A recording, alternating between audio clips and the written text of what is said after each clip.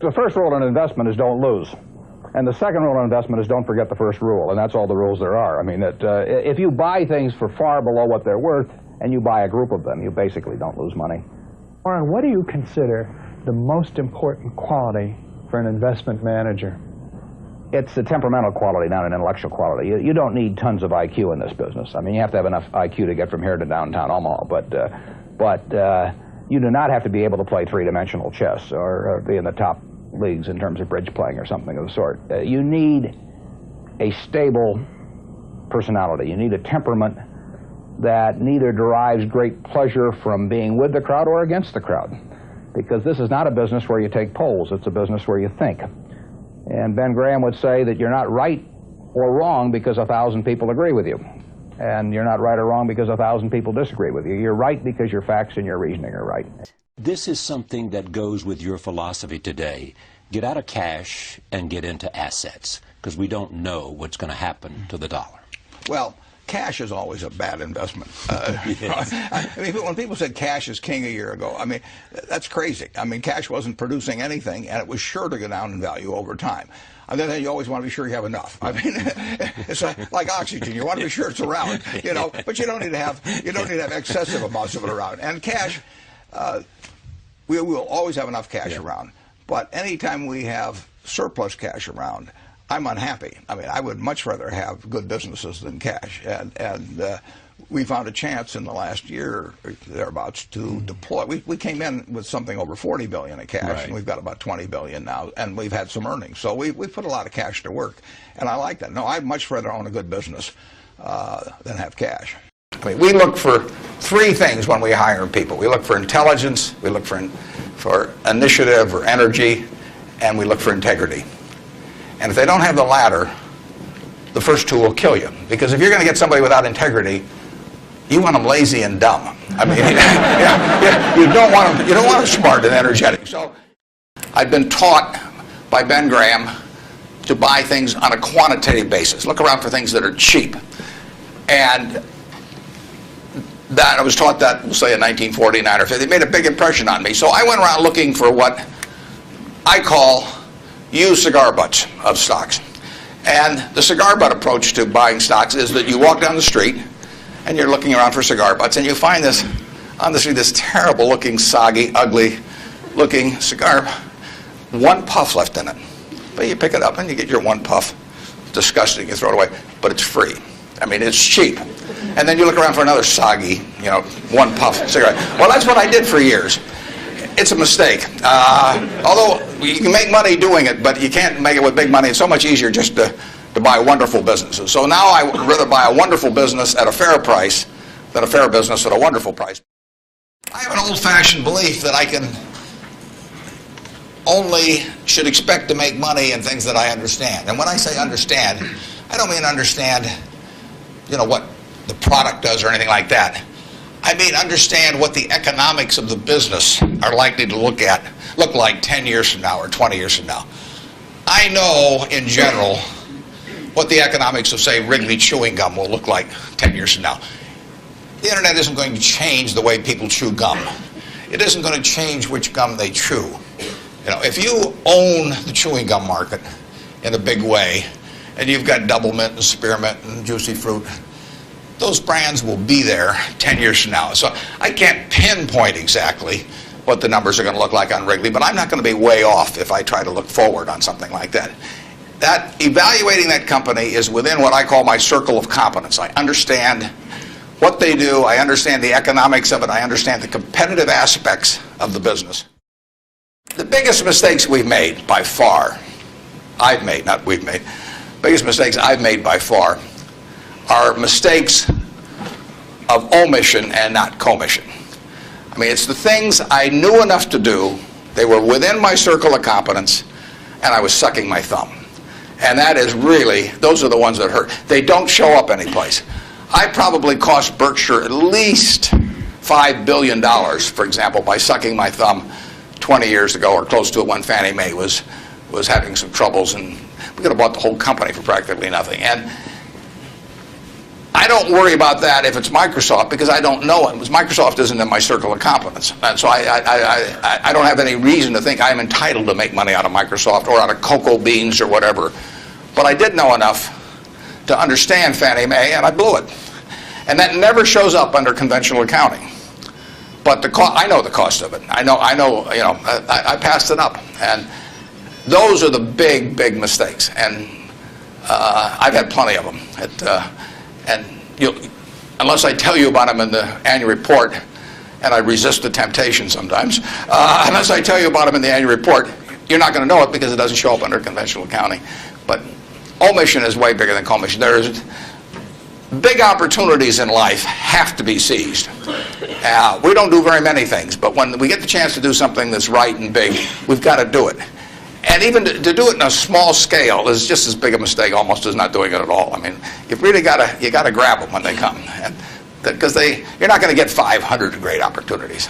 In terms of our wholly owned businesses, we're not going to sell no matter how much anybody offers us for them. I mean, if somebody offers us 3 times what something is worth at See's Candy, the Buffalo News, Borsheim's, whatever it may be, we're not going to sell it. I may be wrong in having that approach. I know I'm not wrong if I owned 100% of Berkshire because that's the way I want to live my life. I've got all the money I could possibly need. It just amounts to a change in the newspaper story on my obituary and the amount of money that the foundation has. And to break off relationships with people I like and people that have joined me because they think it's a permanent home, to do that simply because somebody waves a big check at me would be like selling one of my children because somebody waved a big check. So I won't do that. And I want to tell my partners I won't do it so that they're not disappointed in me. More and more, with certain stocks, we've got that approach. Now, if we were chronically short of funds and had all kinds of opportunities coming, we might have a somewhat different approach. But our inclination is not to sell things unless we get really discouraged perhaps with the management, or we think the economic characteristics of the business change in a big way. I mean, and that happens. So, but we're not going to sell simply because it looks too high, in all likelihood. I mean, you can't make that 100%. So now let's go over here. Hello, Mr. Buffett. I got 2 short questions. One is, how do you find intrinsic value in a company? Well, intrinsic value is the number that if you were all-knowing about the future and could predict all the cash that a business would give you between now and Judgment Day, discounted at the proper discount rate, that number is what the intrinsic value of a business is. In other words, the only reason for making an investment and laying out money now is to get more money later on, right? That's what investing is all about. Now, when you look at a stock, when you look at a bond, assuming it's the United States government bond, it's very easy to tell how much you're going to get back. It says it right on the bond. It says when you get the interest payments. It says when you get the principal. So it's very easy to figure out the value of a bond. It can change tomorrow if interest rates change. But the cash flows are printed on the bond. The cash flows aren't printed on a stock certificate. That's the job of the analyst, is to print out, change that stock certificate, which represents an interest in the business, and change that into a bond and say, this is what I think it's going to pay out in the future. When we buy, some new machine for Shaw to make carpet, that's what we're thinking about, obviously, and you all learn that in business school. But it's the same thing for a big business. If you buy Coca-Cola today, the company is selling for about $110 to $15 billion in the market. The question is, if you had 110 or 15 billion, you wouldn't be listening to me, but I'd be listening to you incidentally. But the question is, would you lay it out today to get what the Coca-Cola company is going to deliver to you over the next 200 or 300 years? The discount rate doesn't make much difference as you get further out. And that is a question of how much cash they're going to give you. It isn't a question of, it isn't a question of how many analysts are going to recommend it, or what the volume in the stock is, or what the chart looks like, or anything. It's a question of how much cash it's going to give you. That's the only reason. It's true if you're buying a farm. It's true if you're buying an apartment house. Any financial asset. Oil in the ground.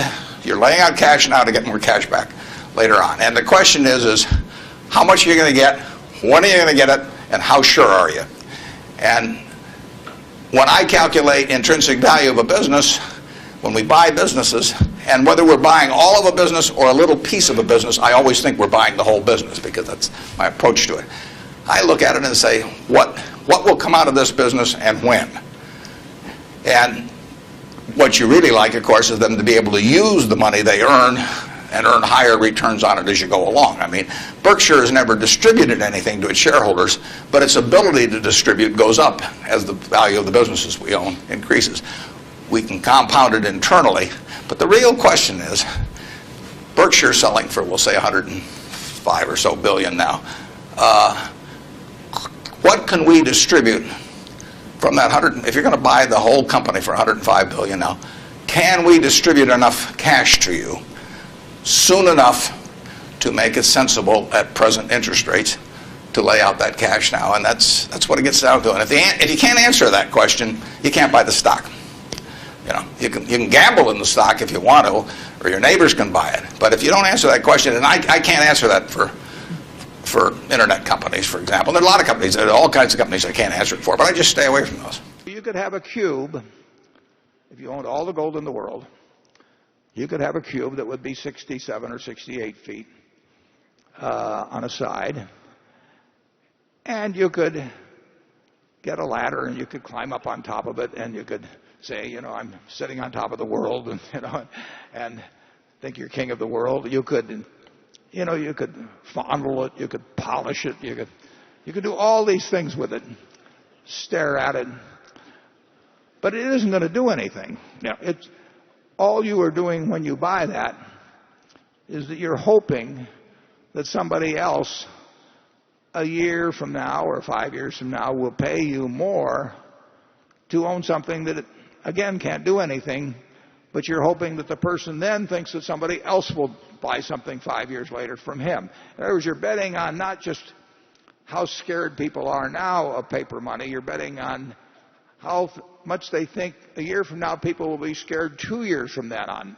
The third category of asset is something that you value based on its what it will produce, what it will deliver. You buy a farm because you expect a certain amount of corn or soybeans or cotton or whatever it may be to come your way every year.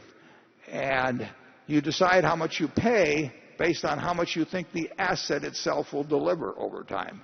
And those are the assets that appeal to me and Charlie. Now, there's some logical follow-on to that. If you buy that farm and you really think about how many bushels of corn, how many bushels of soybeans will it produce, how much do I have to pay the tenant farmer, how much do I have to pay in taxes and so on, you can make a rational calculation, and the success of that investment will be determined in your own mind by whether it meets your expectations as to what it delivers.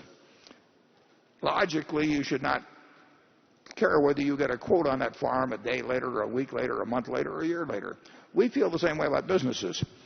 When we buy Iscar or we buy Lubrizol or whatever, we don't run around getting a quote on it every week and say, you know, is it up or down or anything like that. We look to the business. We feel the same way about securities. When we buy a marketable security, we don't care if the stock exchange closes for a few years.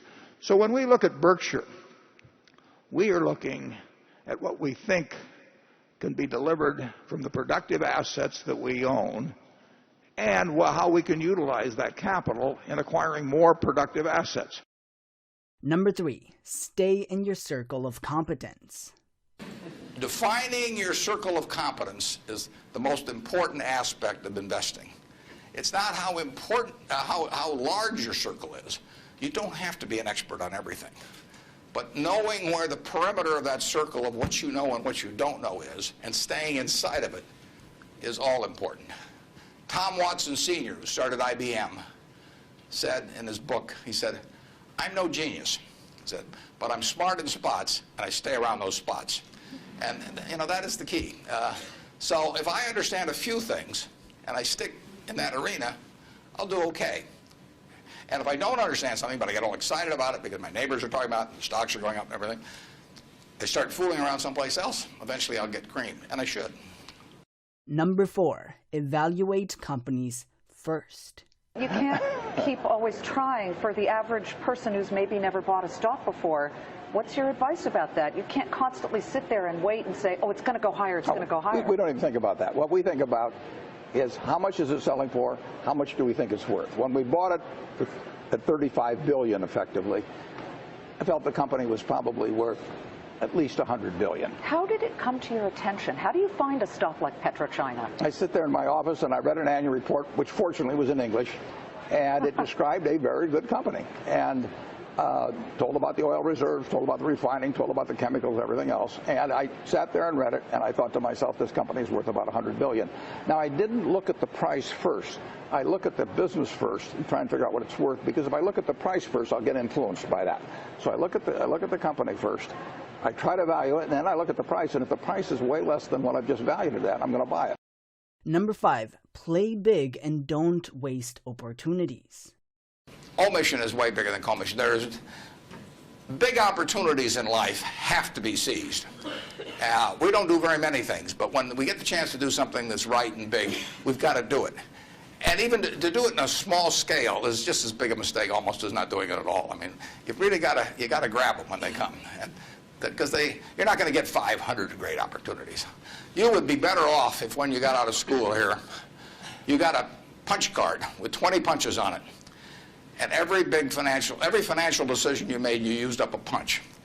You'd get very rich because you'd think through very hard each one. I mean, you went to a cocktail party and somebody talked about a company you didn't even understand what they did or couldn't pronounce the name, but they made some money last week and another one like it.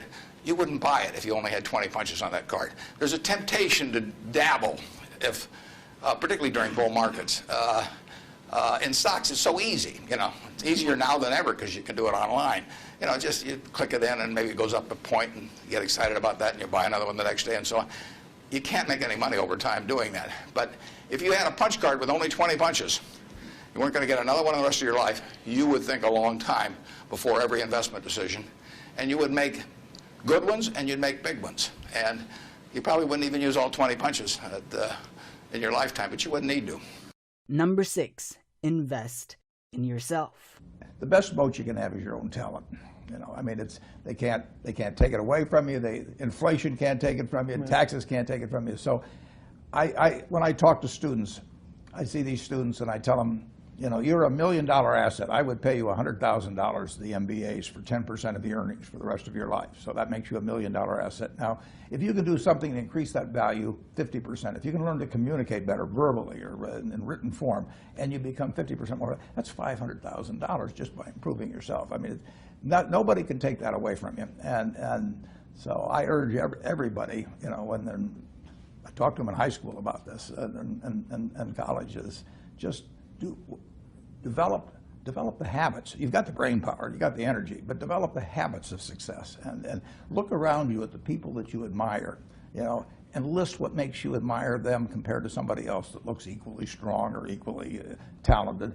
And those are things that you can do. I mean, just write them down. And you know, people like people that they like them if they're humorous, if they're friendly, if they give credit to the other fellow. I mean, and they don't like them if they're stingy, you know, or they overstate and overpromise and all those sort of things. Well, that's a decision you make. So I encourage everybody to build your own moat around yourself.